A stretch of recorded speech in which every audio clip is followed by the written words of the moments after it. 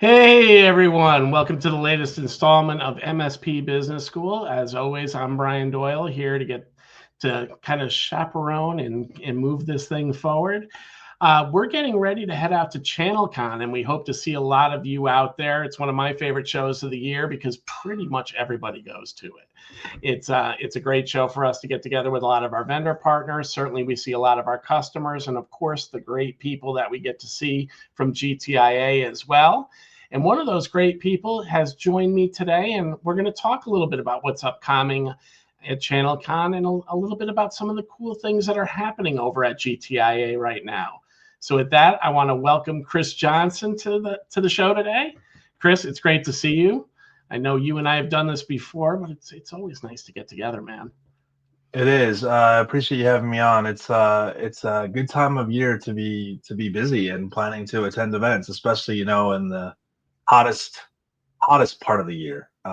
In one of the hotter areas of the country, but that's neither here nor there, too, right? That's right. That's right. Yeah. So a lot to unpack with the way you brought that up. ChannelCon is really like it's less than 2 weeks away, and I know at GTIA there's the smiling and dialing to check in and see like, hey, what is it that we can do to get you on that plane or in that car or I guess in that bus on that boat. I mean, uh, let's get you to ChannelCon. Yeah, and we're trying we're efforting as vendors to help drive some folks there too, because we love to see our customers in a much more social setting and in a much more educational setting than a lot of our other conferences that we go to as well. GTIA has really done a good job of making that show a place to be to learn, a place to be to kind of aggregate, and a place that people want to be. And it's a lot of fun going down to that show. Sure.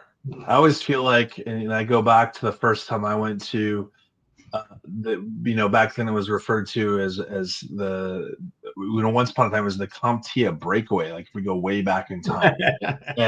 And one of the things I can say to this day that I think really hasn't changed is, and in a good way, is that everybody there is so helpful and inclusive in wanting you to participate in the conversation, to share your opinion and to provide feedback on questions that a lot of people are looking genuinely for answers from you just because you showed up. Like the everything that you walk that door is, I believe you have something to contribute to this, and I want to hear what it is. Well, Chris, that's where you definitely have a great perspective too, because you've been on both sides of the table for this conference. You've been an attendee for a number of years, and now you're kind of working it as part of the team that's bringing this education and this conference forward. I'm sure you got different perspectives in both sides. Yeah, it was almost comical when I came on board from the perspective of like thinking that it was going to be the same. You know, it's not. It's definitely not the same. I will tell you the amount of work that our events team and marketing and those behind the scenes member reps, prepping for what the agenda is going to be and all that. It's no joke. Like it was a lot easier when I was a volunteer on the other side. Oh, it's really easy just to show up. I mean, I got to get in Yeah, a plane and I got got to my eat and drink. T-shirt. Yeah, that's right. Yeah. Oh wait, I what was the closing party again? And then I can plan my agenda around that. No, I will say this though. There is one thing that was absolutely the same, and that is that the goal to further the industry, to have an impact, to leave it a better place, I think is genuinely a 100% mutual. Coming into the other side, being on the internal side of the organization, I really felt like that was the core component, perhaps of what even put me into consideration of coming over, to the dark side, as it's been told to me, the dark side of you gave up the MSP hat to go do this, and it's been great. To be able to work with so many different solution providers is very different than being a solution provider and talking to lots of solution providers, 3 to 4 times a year. I'll agree with that. Obviously, having come to the dark side myself from the MSP space, Sure. you do get a totally different perspective. Like, when we were MSPs, we saw what we did. We might get a little bit bigger view of things through our peer groups. And then we get these periods throughout the year that, we'd maybe show up at a conference and get to hear some other people's stories. But even there's only so much time in the day and so many people you're going to talk to. I think you'd agree with me. Now in our seats that we sit in, we're talking to such a massive amount of MSPs, to triple figures of MSPs during the year. And, while they all kind of have certain things they share, it is amazing to see how culturally different some of them operate. What are big concerns to them depends on market, all that kind of good stuff. And it's fun to kind of listen and just go, wow, how different we are while we do it, at the core, many of the same tasks. Yeah, absolutely.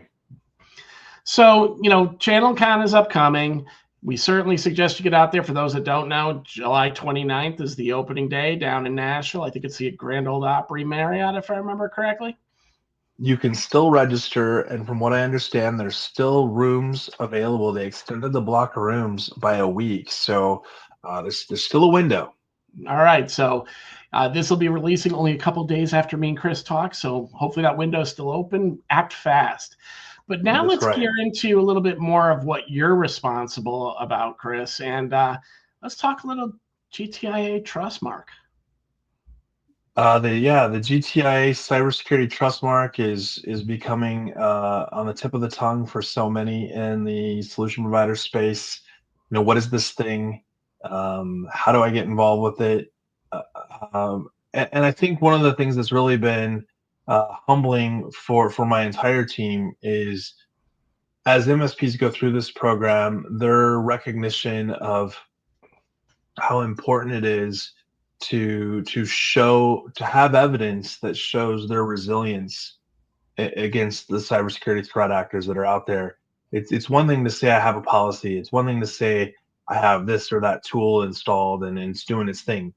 But when it comes to showing the evidence, to be able to have someone say, no, I looked at your environment and I looked at the tools that you said you were had deployed, and not only are they deployed, but they were deployed correctly. I mean, I can't even imagine, if I was an MSP still today and had that in place, that level of sleep better at night, the confidence and the ability to just even go before other people and say, hey, I did this, you can do this too.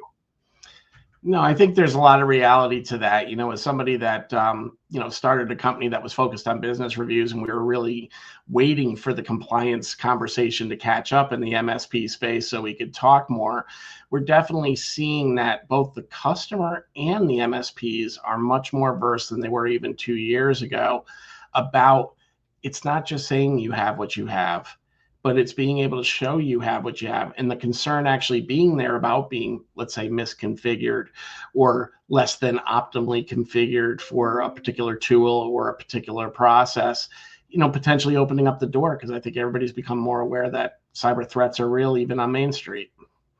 Yeah, it's funny. I remember you bring up the where the VCI toolbox world started, and that sort of business that meeting, that way in which you could approach going through the needs of an MS or of a client, from an MSP perspective.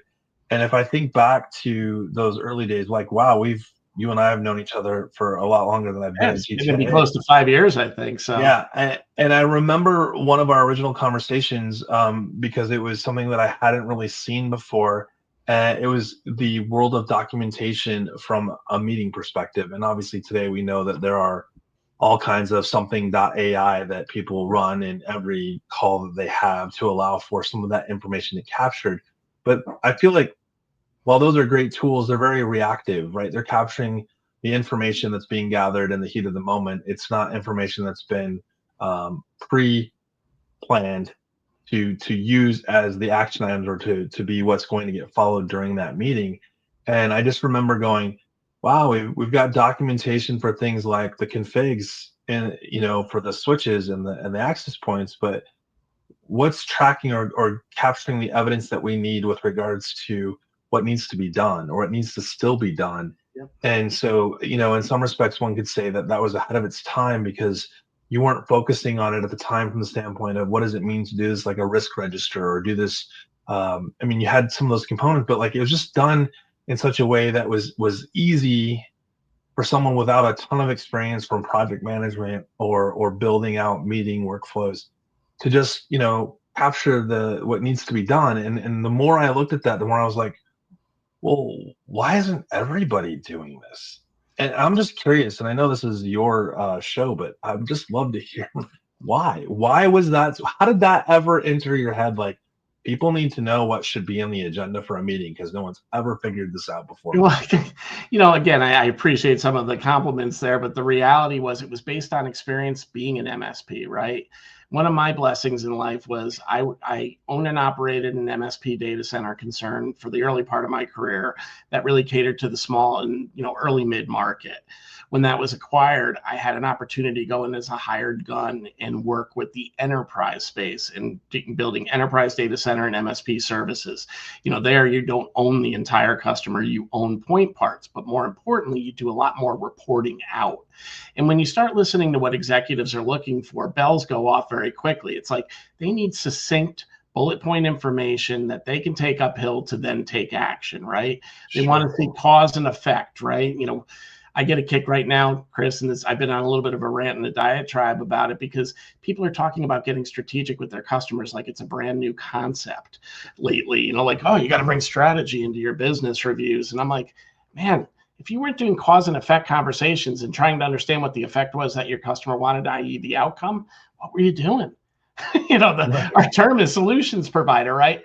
Now it's easy for me to say this. I had some of this experience, but that's what I wanted to take forth to the customers. So, when we started with the business review, much like you're starting with the early stages of the Trust Mark, it was meeting the customer where they lived, meeting the MSP where they lived. At that point in time, they were communicating to their clients. They were definitely getting more strategic. They wanted to get more organized. They wanted to get consistent in the approach because we're all a group of tinkerers, right? We always want to make things better. And what you'd see, and I experienced it, one QBR didn't look alike to the others. But that, we always knew that compliance was going to come into the conversation. We had it in our data centers, and we knew the MSP community was going to catch up. So slowly behind the scenes, we were building a system that unified the two worlds. So strategy, risk, and roadmap can always be one conversation, no matter what you're approaching. But really knowing the tide was going to shift more to the security, compliance, and more importantly, and I think what you're talking about, and what leads to more conversation about Trustmark is the governance side of things too. It's all great with rules, but if nobody is watching the farm, who knows if they're doing what they're supposed to do? And that's really where we've been coming from and why we've been excited to let the cat out of the bag here to become a Trustmark, work with you to bring Trustmark capabilities to the MSPs, of which you have over 250 that are already in the program today, which is an amazing number for a relatively new component or a new approach. You brought up QBRs, and I think it goes hand in hand with this. And you had the segue that I was hoping for, which was governance. There's plenty of safeguards in the Trustmark for governance. There's plenty of safeguards for governance in CIS Top 18, and we saw NIST CSF version 2. Really, bring in that category of governance. And I think you look at like peer groups and other community models out there for getting MSPs together, and the things they talk about are operations and finances and fill in the different categories, and even cybersecurity. What you don't hear a lot of is the conversations around governance and the policy documentation and things like leadership buy-in and strategic workflows that allow culture development and things around core business function at a more documentation level, right? Like that real, the business is going this way, we're going to do it, we're going to do these things, and this is the process in which you're going to accomplish those things. Stay inside the bumpers, right? Stay inside the lane. And when I started doing work around the Trustmark after we had launched it, one of the things that I uncovered on a regular basis was where the biggest gaps were in most of the MSPs going through the program was largely around the absence of policies, the absence of process and procedure. Not only they didn't exist, but they weren't documented. So you might have a informal policy that's in your head. In fact, CSAT Lite has a great column, and in when you go through and do sort of a gap assessment, and one of the drop downs is policy is informal, not written, or something to that effect. Yeah. And what I found is that in most organizations, for cybersecurity maturity to actually happen or for it to be enabled, governance has to be in harmony with the leadership culture and strategy. And if it's not, then governance tends to just be more a discombobulated concept of like, we know what governance stands for, but as an organization, we're not truly following what it's asking us to do. And I know one of the things that the MSP community is still challenged with is their customer looking at them and go, you be the governance arm exclusively. But the reality is it has to be a team-based approach because we can't do the day-to-day authority around it, right? And we need to have at least a designated official over on the other side that's participating in this process, making sure all the things that they're putting in as evidence are true, and have been reviewed and are modern, right? I mean, AI really wasn't something we had to concern ourselves with a few years ago, but now if you don't have an AI policy, things can run amok, right? Well, you brought up like the who's doing it. We're that governance arm, or we're providing the services into MSPs to their clients. I was reading through an insurance questionnaire on behalf of an MSP not so long ago, and the questions weren't abnormal. How they had provided the boxes for the answers was net new to me. I had not seen that way before, and it didn't just ask who's responsible for your network. It wrote it in such a way that says who's responsible was sort of question A, who's accountable was part two of that. And I think MSPs often clients get confused with regards to what their MSPs do for them. The MSP is very likely responsible for many of the things that happen within the organization because they don't have that skill set. But it doesn't take away the accountability that client has to what they are responsible for in delivering to their clients, what they've said yes to their insurance providers. And so you look at that through the lens of what MSPs are going through, and that's exactly what the Trust Mark starts to really put in at the forefront of that exercise of going through and figuring out where you are and then implementing the things that you might be missing. It has to start with but we're accountable and responsible for all of these things. We can't just farm these out. This is why we're going through this exercise, why we're going through this set of safeguards, right? And it's amazing because, cyber insurability, I think, is even beyond compliance. What's driving the story about getting folks to kind of look at their environments and get more prescriptive about proof, right? And it's because, the stat that blew me away was when I heard 4 out of 10 claims are getting rejected, at least in part, because of what you just said with that net new approach to the assessment was even the insurers weren't going deep enough to ask the right questions to really make sure the safeguards were there. Yes, MFA might have been on all your critical systems, but not on that new marketing system that they got. And that's the exposure point, thus we're not going to pay. And even though we can all argue insurance companies in general don't want to pay, right, and all those kind of arguments that we can make there, the reality is it's bad for both sides. Because the insurance company also needs people to believe that they will pay when something happens for people to continue to subscribe to the concept of protecting themselves, at least financially. Yeah, I think that's a really good point. The insurance space as a whole, at our current trajectory, I think it was something like more than 60% of what needs to be insured within the organizations is still not being met. Like as we continue to move forward, the things that we should have coverage for continue to grow faster than we can capture a policy that encompasses the coverage for that, which I think kind of comes back to what you said about at least part of it not getting covered. The interesting thing with the Trust Mark, and I'm sure there will be some interesting announcements that happen, as we get closer or even around ChannelCon with regards to, we talked about in the beginning that the Trust Mark would help MSPs potentially lower the premiums to give them, less, maybe even a discount, right? Yep. And while that does sound good, and don't get me wrong, I don't want MSPs to not have that opportunity. I was looking at if I were to start an MSP today, I think where I would be really worried is, do I have enough coverage across those categories? So I think the increase in what I can have pay out to me is a really big deal. And I heard this said not so long ago. Matt Lee and I were talking about, if you have an accident and you get hurt, assuming you have insurance, you go to the hospital and you have all those procedures done, they put you back together, they stitch you up and put the pieces back where they're supposed to go, reassemble Humpty Dumpty. Those dollars don't cover the physical effort that you have to put in to go to physical therapy, to go to. It doesn't change the fact that you weren't at the office for the last however long you missed out on being at work. And so I think if you look at some of that stuff through the lens of like, stop focusing on how much you should have coverage for or all the things that you need to be ensuring that you're doing to get insurance, the things that the insurance company is asking you to do, well, they're actually, even if you did have to make a claim, in theory, it's reducing the amount of time it takes for you to recover.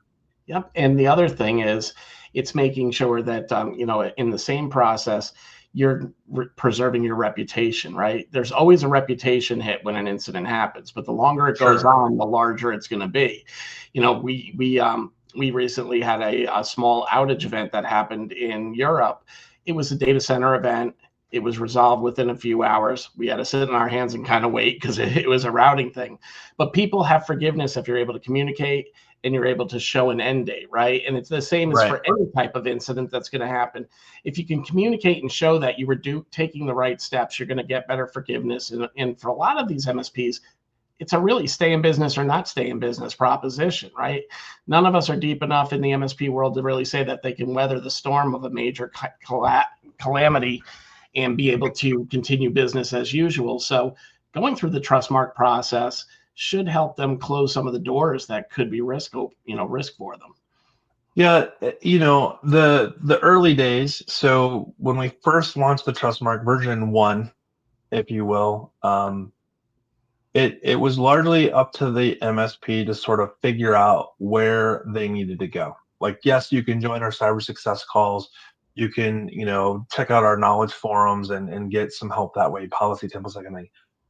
But one of the things that we uncovered as we were going is, just because I can read it doesn't mean I capture the spirit of what's being asked of me. And I think that's true for all of the frameworks that are out there. They weren't written to an individual or to a specific organization. They were written to a general category of data type or a broad, because of the services you deliver, then everybody that's in this bucket has to do these things.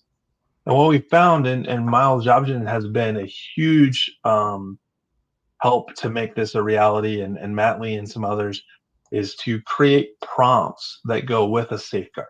So if the safeguard says that, you need to turn on DHCP logging, okay, well, I can leave it at that. Or maybe what I need to do, rather than give you the answer, is give you some prompt questions that would help you think through that. If I was turning on DHCP logging, where do I need to do that? And do I need to exhaust this strategy? Like, is it everywhere that I could possibly be getting DHCP? My guess is most organizations would say that there's a limit, that we don't need to log DHCP when you're at the airport for that asset. That would be kind of weird.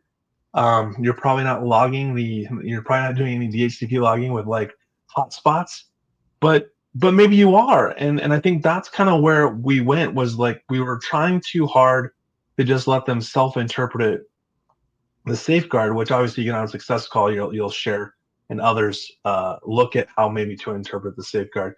But those prompts really, like, I'm not asking you to do more than the safeguard, but if you're stuck, here's a few questions to ask yourself. Like, it's almost like talking to the mirror. And in most cases, we found that had they had those questions prior to joining a success call, a lot of them didn't have questions that they needed answered because they had answered their own questions. Yeah. I find one of the biggest challenges that the MSP community is having with all frameworks is that concept of evidence, and what is the right evidence and what is the right configuration to satisfy that control. And that's where I think calls like you're talking about here, where you can really engage with those that can help guide you down the right path, because it isn't equivalent for all. Enterprise evidence is going to be different than SMB evidence, just by nature of the type of tools, custom or off the shelf, right? Right, and cat pictures sometimes satisfy the assessor. If they don't look at it, then you had something in there and they were good with the fact that you checked the box, right? Right. But again, if the assessor said yes to the box, doesn't mean the insurer is going to say yes to it, right? If claim time comes. Yeah, I think evidence is a strange one. To your point about whether it's enterprise or SMB, what are the differences? I think where I've seen a lot of I don't want to say bad evidence, but evidence that isn't necessarily um, appropriate, or maybe it's a little bit too much. And so I started thinking about it from like a legal perspective. You do this through one of two lenses. You either want to overwhelm so that I have to sift through everything to figure things out. That would be the hope they don't find it kind of model, which I don't think is what you want to do here. Or there's is the piece of evidence that I'm looking at, do I have questions as the person that put the evidence in? Do I have questions as to whether or not what's being asked of me is found in what I'm producing? And I think what I saw a lot of is that, like for example, it might be some sort of reporting log that says, I need to see 30 days of log files. And then they plug 12 months of log files into the evidence collection. Well, that doesn't help me. Or they will put that the safeguard has been satisfied because they turned on DHCP logging, even though it also says that I need to be able to show logs for X amount of time. Well, wait till you have the information, or at least articulate in your answer that you have turned it on, and that by this date you will have enough data to show those reports. So maybe you just put in a week's worth, but you reflect in the answer like, hey, I've attached evidence to prove that I have reporting turned on, that I'm collecting reports. It's only 7 days old. But then in your answer, articulate like that what you've configured and set up. Like, I wouldn't want somebody to delay their assessment because in implementing the safeguards, it's like, well, yep, you should review this in 6 months. Shoot, I got to wait 6 months to get assessed. Well, I mean, there are ways like now, SOC 2, everybody has their feelings about it, but it's an accepted practice out there in the marketplace. Sure. And we're going through our SOC 2 right now. Depending on your culture, you approach these things differently, right? We approached it from the lens of we're going to get better by doing this. And it's okay if we uncover gaps, because that's the gaps we want to close, as long as right. So we're, to your point, we included some controls that we weren't necessarily doing in totality into our SOC 2 event, knowing that in the type 1 they weren't going to reflect as well because we just didn't have enough aggregate data. But then we'll postpone our tech, we'll have at least that 90-day window of measurement before we can issue that report, because then we do want to prove the long term. And I think, if you look at, an approach model to an end user, it's all in how you answer the question. As you said, be honest and forthright. This is a relatively new control. We're implementing it. This is the current status after 30 days that we have, and if you'd like to revisit it in 90 from Mr. Auditor, feel free, that kind of thing. That's a great segue to what we see when MSPs that have gone through the Trust Mark have gotten they've gotten the assured status. What does their POAM look like for continuous maturity? I would argue that more often than not, the two major areas I've seen where the assessors are looking for improvement are in the areas of better policy, like more concise. This isn't, it has to be explained to an engineer for the policy. It's got to be explained to all parties. So does your admin assistant, who's never, touched a server because that's in the server room and they're not allowed in there, to business leadership or legal, or anybody that picks that up should be able to understand what's being asked. And so we see a lot of, like, maybe they incorporated the process and procedures in there, they got really granular, or they just made it overly technical in the way they described or put the details into the policy. The other area is really, just not having an implementation that has what would have been considered an appropriate response time for the review. So some safeguards say, you should do this annually or more frequently where appropriate. So like that latter one is like if you have a major technology change, you're saying, don't wait a year just because. But some of them say more specifically that you should do this at a minimum of every 90 days or at a minimum and fill in the blank, right? Sometimes, or I shouldn't say sometimes, I've seen a lot of where the frequency that the at a minimum is still hard for MSPs, particularly smaller MSPs, to meet. And so they get discouraged because they're like, well, we can't do that frequently. It's just too overwhelming. And it's like, well, okay, then think about how they've written this in other places. They use language like where supported or based on availability. And so remember that this is a starting point, and specifically with the trust mark, it's a journey, it's a maturity process. So you're going to see the feedback basically being like, then in the new version or when you're assessed again, they'll want to have seen that there was an improvement. And I think that's, a big one, because I think a lot of MSPs do take a step back because they feel that overwhelm moment. And I think, when we're setting up our policies, we're being realistic about it, right? Yeah, we could do annual policies here. We've got everything kind of on a 90-day cycle as well. But the things that you're talking about, like almost every, there was a period of time with MSPs back, I think it was when we were more server laden, it was really important to do test restores, right? And everybody put in their contracts that they were doing test restores. And then the reality was, guess what never happened? Test restores, right? So, these are the kind of things that you've got to be wary of when you're replying to these or building, or engaging in these different frameworks, Trust Mark being the one that we're focusing on, that if you can't do it in that time, then explain why you can't do it, or kind of put in the whys to it. We're still a relatively small firm, and there's, I won't say concessions being made in the SOC 2, but there's adjustments being made because of the realities of our organization. We can't fully separate church and state in some cases, reality.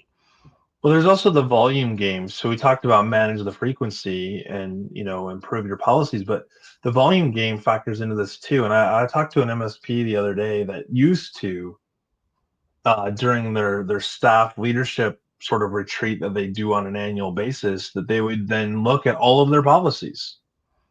And I'm like, and he mentioned, he's like, we were able to get through them. He's like, but the enthusiasm in the room was definitely not the enthusiasm that you would want for it to be a leadership retreat kind of thing.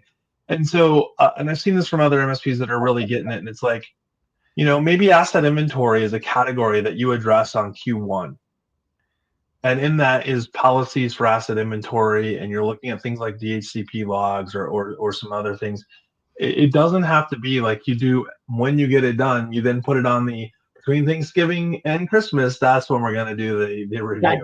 I'm just sitting here thinking about the retreat, being on a retreat and then talking policies, like that kid that got grounded watching all his friends play outside. Right. He's watching the kids at recess through the window. This is supposed to be an event to get us boosted up. Let's have a nice policy conversation. and you know what? I agree with that 100%. I would say that largely when policies come into play, because, they're so exciting, if I'm looking at a couple policies, I actually can get behind, and I don't want to say I get excited, but it's not demoralizing, and it's not like my enthusiasm that I did have went away. I think it's when the volume game, and I think that can be with anything that's in the trust mark or in a framework, is that, oh man, we've spent 8 hours on access control, and it's like, okay, stop. Like, this isn't meant to stop you from running your business. It's meant for you to think about, as you're running your business, are there things in here that you can document and improve upon? Because someday you aren't going to be the person doing this. Is it documented well enough for someone else to pick up where you left off? I would say that's almost as important as the security component that comes after that. Yep. And I agree. And again, I make a little fun in the comment that I made about looking outside. If I didn't have 14 different policies reviewed, I think I'd get a little by the end, because you have to think about them, right? There's an analytic side to it that you have to do as well to make sure the policy works. But to your broader point here, really what the trust mark is ensuring, when you think about it a couple different ways. Yes, we want to get trust from our customers, right? And certainly sharing that we've gone through this process is going to instill a different level of trust than if we do not. But also when we start talking about protecting our investments, you talk to almost any MSP owner, it's all about when the exit's going to come, whether that exit's a soft exit, pass it down to their heirs, or whether it's a hard exit, let's liquidate and move on. If you're not protecting the investment, you're opening that door, the asset can become very quickly worth nothing. Right. That is for sure. And that's where I think, when you look at these frameworks, because they are challenging, they are work to get through. And it's definitely work to, especially the first time you go through any trust mark or any assessment. And that's something I really want to share with the audience as well, because I'm sure you're feeling it from the MSPs coming into it. I'm sure you got ones that are embracing it wholeheartedly, and then you got ones that are kind of dragging their feet through the process, not to call out people. But I've been through the first assessment for 4 different companies now in my life. And what I can say is that first assessment, that first time you're going through that compliance process, is the worst, because you're going to find there are things that are just not ready for prime time. But if you can stick with it and get through that approach, you're going to come out the other side so much stronger, so much better, and so much better poised for the future. And when you're talking about protecting your investment, that's critical, at least in my seat. So Brian, you've gone through 4 assessments, round 1, and I think it's good to have it come from you as experience. Now, I've heard it from those who have got the experience of doing that. I have gone through my share of a SOC 2 with a previous employer, but I didn't come in on the first one. I came in on, I think it was like the 3rd or 4th one. Yeah.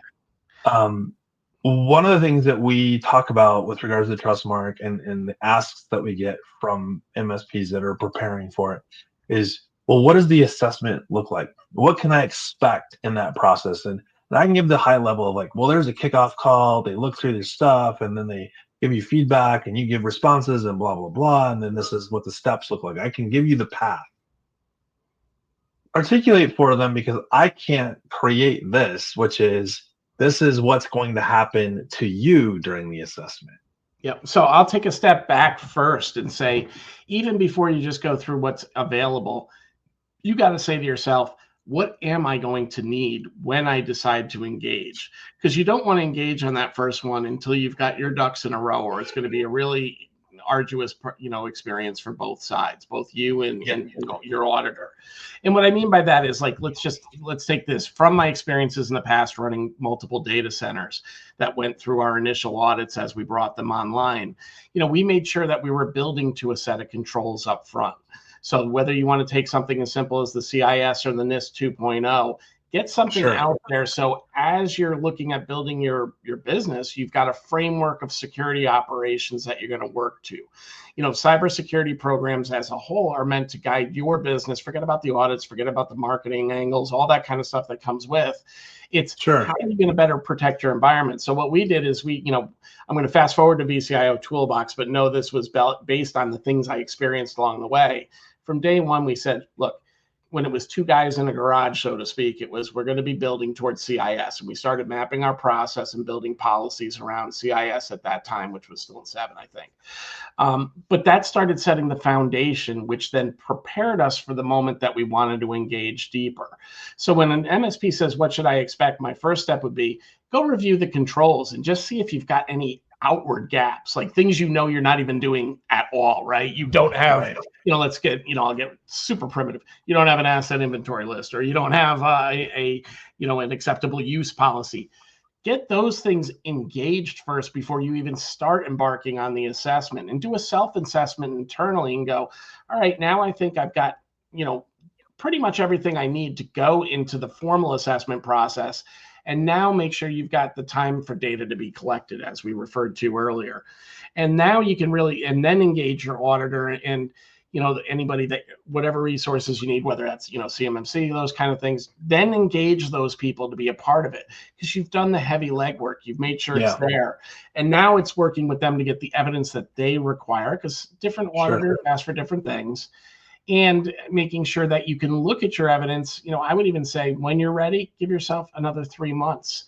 And it's not to kick the can. Most of us have rushed to it. Like, people have asked me, why weren't you SOC 2 last year? Well, our GRC really hit the market hard last year. We were able, we saw that there was, becoming certain, absolutely, potential risk. But we were also getting our house in order to go into that SOC 2, so we could reduce the time that we were going to need to prove it out. And that's really what you got to do. So even if you think you're ready, almost say to yourself, let me look at my stats for 3 months, and let's make sure that there's not something open. Let me go run, and everybody's, there's costs that we don't want to incur. but run those pen tests before you have to run them for the audit to make sure there's nothing egregious that's standing out there, because you want to fix those items first, not just for an audit purpose, but to fix them. Do those extra steps that are going to need to be in your evidence, but make sure your evidence is clean before you start engaging the auditor. So that creates for a good segue to kind of articulate what makes the trust mark a little bit different than a traditional audit in the first place. We call them assessment instead of audit because, well, audit just sounds very painful. Yeah. So every MSP that has gone through the trust mark assessment has come away encouraged by the assessor. Like, the assessor has given them feedback, because the assessor isn't saying, you got this right, you got that wrong. They're saying, I want to see more of this. I want to see. So a couple things that we've done in version 2 is, one, we've added, what are some of the things the assessor is going to look for against this safeguard? Some of them are very obvious. Like if the acceptable use policy, which might be the name of the safeguard, my gut says the evidence that they're looking for is that you can show proof of an acceptable use policy. Yep. But here's where it gets interesting, because I like what you said about, so do the gap assessment. We tell everybody to do that because obviously that gives you where you need to start.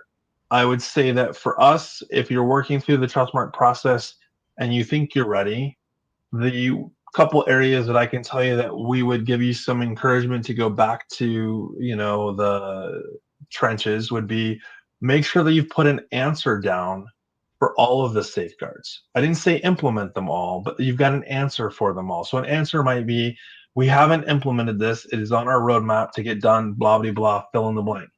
I would say that if you're wanting to do the assessment like right now, tomorrow, then that item should probably have a due date that's probably less than 12 months out, because you're going to get assessed, and I guarantee you that would be an assessor is going to say that should go on your POM. The other area that I can tell you will get pushed back is, there's 177 safeguards. We know that not all safeguards need policies, or at the very least, which doesn't mean you can't have a policy for it. We're not going to ever tell you that. But like, for an example, I would say one of the safeguards actually is the security officer has named, and there's a job description around that role. I doubt having a policy is going to help with that. You probably need to just show the job description. So there's some of that in there, right? But I would say conservatively, you'll have somewhere between 18 and 30 policies on the low end. And if you're really mature and you've broken things down pretty granularly, I've seen as many as 60 to 70 policies addressing 177 safeguards. So don't think you need to do a policy per safeguard. That's a terrible idea, because that'll just be impossible to manage. But the reason why I bring up those things is that, and then the last thing is, when you think that you're ready and you've given yourself that 90-day buffer, check in. More importantly, from the time you start the program to the time you are ready for an assessment, hopefully you've been coming to one or more of the weekly cyber success calls. They're being put out there by tech degenerates. They're being put out there by some of the GRC vendors. Like, I know you meet regularly with your partners to answer questions and help where they're having a challenge. Calls to help with what we can help with. Yep. And then go, okay, I'm ready. And I will tell you that even if you've checked in with myself or somebody else on our team in that 90-day window, and we're like, yes, I think you're ready, and you do the kickoff call after paying to have the assessment done, there's still an opportunity for the assessors on the call, or even just some of the questions that you might ask, where we go, hey, why don't you go give yourself another 5 days before we lock down your environment and start the assessment, just so that you're comfortable with what's going to happen next. So again, you call up for a CMMC audit. Well, when they tell you your audit's been scheduled, that's when it's scheduled. So we just want you to know that, like, this is meant to be like the building blocks for your maturity program, always and forever. It's not how do you address and fill out the answers for all the frameworks that are out there. Yeah, and amen to that statement. When you call in the assessor is coming. We used to, as a data center provider, we would have routine requests to have their auditors come in and take a look at our data center to ensure the things that we said we're doing. And I'll never forget one of the days I wanted to knock my team out, we had our biggest customer, their auditor was coming in, and everything went great except when he was walking around in the data center. He went to one rack at the end of the row, pulled on the latch, and opened up the rack, and it wasn't theirs. And that obviously is a security concern. It was and my team was like, it was the only rack unlocked, and I was there this morning. And I said, but our policy is when you go into a rack, you unlock it, you do the work you do, and you close the rack, right? And that had been documented. But the point is, the auditors come in that day, and everything's got to be perfect that day. That auditor comes in, because guess what? They're going to ding you for whatever it is, even though that was a light ding, because there was controls to that point. It's a ding. And I think it's important to note, and that's a good one to note, that that's when you want to have it happen. Like if something's going to happen, that's the one you want. Like you think of it like a tabletop exercise. Oh yeah, well, I mean, definitely that out of all the things that could have happened that day, that's the one you want. Yeah. But it didn't reduce the amount of after work, because then we had to write a synopsis of why. We had to go into a lessons learned. We had to go into a due diligence about what we're going to do, because then it became policy reinforcement, even though we had the policy, proving out the policy, right? So no, there's going to be breakdowns in the process at times, but you want to reduce that. And again, you're right. This was the easiest one. I certainly would like this much better than I was able to walk right into the data center and nobody even asked who I was, nor was I badged. Well, and here's the interesting about what you just said. The trust mark wouldn't have dinged you for the unlocked rack. What would have, I mean, yes, they would have pointed out there's opportunity for improvement, but you highlighted all the things that are in the trust mark. What is my business continuity, business disruption, incident response, data backup? What do all those things look like? And in my incident response plan, did it account for all those things? Because what you described as an after action, that's the effort and the work that you've done to get to being ready to be assessed for the trust mark. And that door thing would have potentially happened, but you'd have been able to respond to it and say, hey, we have this stuff to go with it. And I think the key there, what I was really trying to illustrate, is once the auditor comes in, the things that happen all have their repercussion. The amount of response time, or the amount of time for that response to to our customer, to the auditors, to satisfy and close the door on that issue, was as heavy as if it was a full outage. You know what I mean? It doesn't minimize the work, even though the issue was minimized. But we're getting down the rat hole here, I think, a little bit more. Right. So I think the key. No, you're fine. I think the key to it is, these safeguards are meant to better protect you. They're meant to make sure that you're making the wise decisions. They're meant to help guide you to build a better, again, we talk all the time, I'm sure you do, Chris, about the culture of cybersecurity, and to embrace cybersecurity and to embrace your people and encourage them and empower them to make mistakes, but then tell you about the mistakes they make. So then we all collectively can get better. And when I look at the trust mark or any framework, it's about collectively making a deeper infrastructure better. Because if I do my part and you do your part and we do your part, it's all chain, right? That links. And the more Absolutely. That we're doing the right things, the better protected we're going to be against those, those threat actors that are out there. So that puts us into what's happening at ChannelCon around the trust mark. So there's going to be a pre-day that I believe is being put on by Tech Degenerates, and I'm sure there's other stuff going on. I know MSP Ignite's doing stuff with peer group stuff, and but Tech Degenerates I bring up because they're doing some things that are specific to the trust mark, like capture the flag and some other things that you might be helpful in your journey through the trust mark itself. And then on Tuesday afternoon, there are workshops happening. So there is the workshop around culture and strategy, policy development, data. What is data? And then Wayne is doing the risk management workshop. So, and then of course there's a cybersecurity track throughout the whole event, which is always good to point out. And I think just by and large, being surrounded, we talked about this at the beginning, what I really love about being a part of GTIA and our events is that you're showing up to where there's a community of people that are there, even though they're representing the MSP or the vendor that they work for, they're also there without a logo on. Okay, I mean that in the way that when you talk to them, you're getting the person, you're getting their opinion, you're getting their professional opinion, you're getting their experiences, and that comes from most of them, can't speak for everybody, without any sort of expectation to get something in return.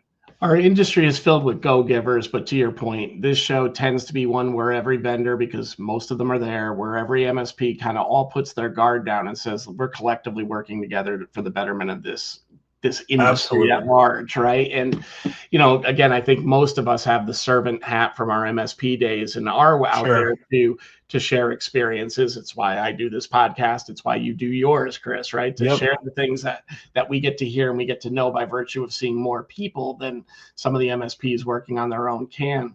And that's what I love about GTIA and the ChannelCon event too. It's a lot. I think a lot less pressure, I think is the best way to say it than some of the other ways. That's a great way to say it. You don't have to be, I won't even go down the rabbit hole of it. It would identify events where I have felt the pressure. So I know what you mean. I mean, look, from a vendor seat, you feel the pressure at other events because of the investment that goes into it. You know, I mean, I don't think it's any great secret to say that ChannelCon makes this an affordable event for all to participate in. And that's why you do see the turnout that you do. Yes, sounds good. All right, sir. So I think we've gone over our time. This is one of the longest shows that we've ever put together, but I think we touched upon a lot of great things. If you want to get in touch with Chris, best way to find him will be up on LinkedIn. That's up on the screen for those of you watching this on YouTube. It'll be in the show notes for those of you that are listening on your podcast medium of choice. Chris, thank you so much for joining me. I always have a great time chatting with you. Every time I do, I learn a little something more, so I appreciate that. And I look forward to seeing you in person in a couple of weeks, buddy. All right. Take care. See ya. Safe travels. Right. Take care now.